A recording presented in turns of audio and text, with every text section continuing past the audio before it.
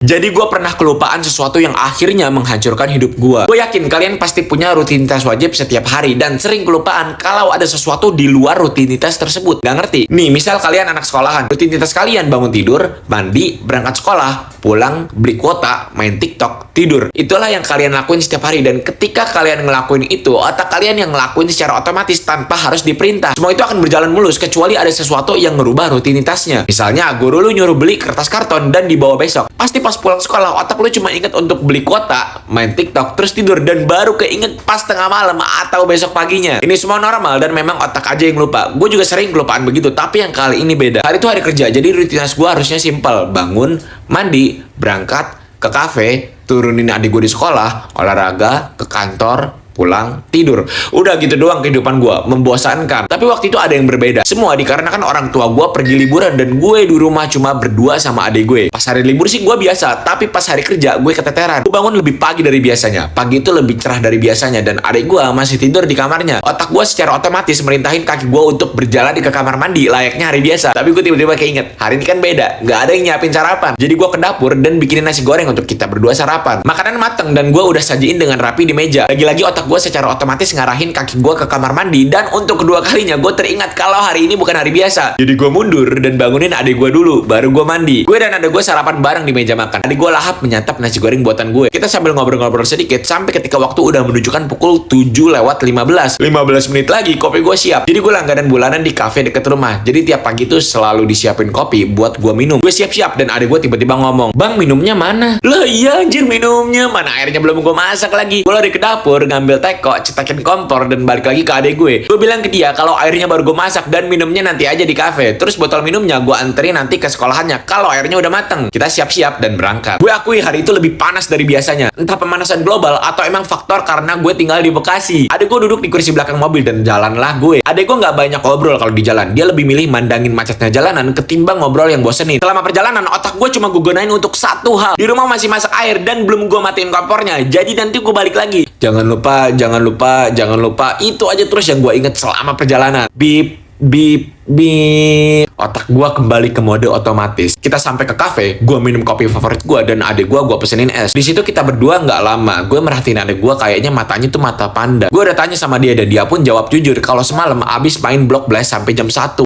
Ada, biasa ada anak kecil kalau nggak diawasin orang tuanya jadi begini. Kita pun masuk mobil.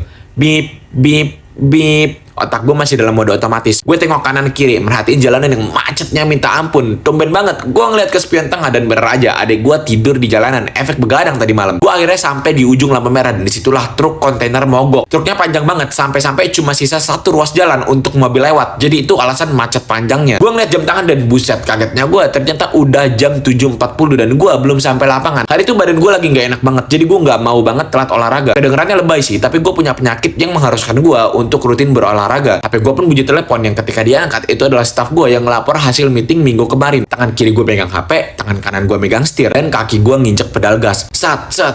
Gue berusaha ngebut supaya nggak telat pas olahraga nanti. Gue sampai sekolahan adek gue dan ngelanjutin perjalanan ke lapangan. Bip, bip, bip. Otak gue masih dalam mode otomatis. Cit. Gue ngerem dengan pakem, parkir mobil gue dan masuk ke lapangan.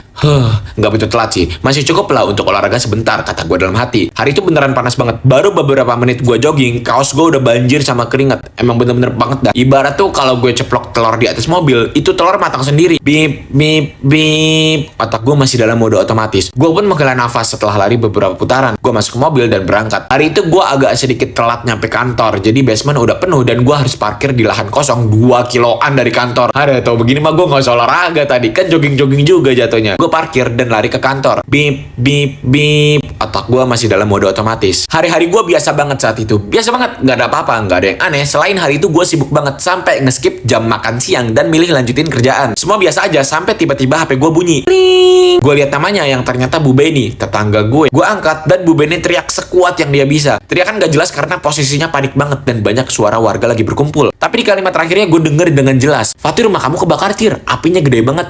Udah lebih dari setengahnya hangus. Bip, otak gua masuk ke mode manual. Rumah kebakaran. Kebakaran itu panas. Apa gara-gara cuacanya yang panas banget? Bip, otak gua menarik memori ingatan gua. Mata gua terbelalak dan gua terdiam kaku. Gua baru ingat, pagi tadi harusnya gua balik lagi ke rumah buat matiin kompor dan anterin minuman adik gue. Gua lihat jam dan sekarang udah jam setengah 4, hampir 9 jam gua ngebiarin kompor itu nyala tanpa ada yang ngawasin. Gue izin sama staff gue dan bergegas ke mobil. Dududu, kok bisa lupa? Gue mukul kepala sambil lari ke arah mobil. Seketika gue memperlambat larian gue. Perut gue yang kerocongan buat gue sakit perut dan lapar banget, tapi nggak ada waktu untuk itu. Gue masuk ke mobil dan ngebut. Efek penyakit gue pun kayaknya kambuh. Jalanan mulai terlihat berbayang dan mobil lain seakan mau menghantam gue. Halusinasi ekstrim mulai menyelimuti pikiran gue. Penyakit gue kambuh di waktu yang nggak tepat banget. Gue mencium bau semacam baked stick gitu yang enak banget. Apa ya Indonesianya ya? Stick panggang gitulah. Yang memang bagian dari halusinasi gue yang merembet ke semua panca indera. Gue takut banget terjadi insiden, celaka atau apalah itu, tapi untungnya selamat. Bip, otak gue masih dalam mode manual. Gue sampai di gerbang komplek. Jalanan dipenuhi warga sehingga mobil gue nggak bisa masuk. Gue minggirin mobil dan nyurusuk masuk ke kerumunan. Disitulah rumah gue, tempat tinggal yang selama ini menjadi tempat teduh,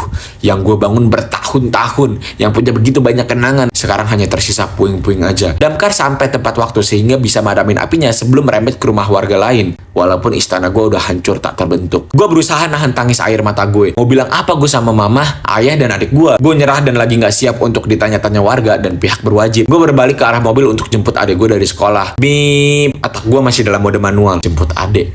Tadi pagi kan gue fokus nelpon. Bip, gue cuma anterin sampai depan gerbang sekolah, tapi kayaknya gue belum lihat dia keluar. Bip, kan tadi dia tidur di mobil. Bip, hari panas banget, goreng telur mateng, bau daging panggang di mobil. Bip, otak gue menarik memori ingatan gue secara penuh dan gue tersadar.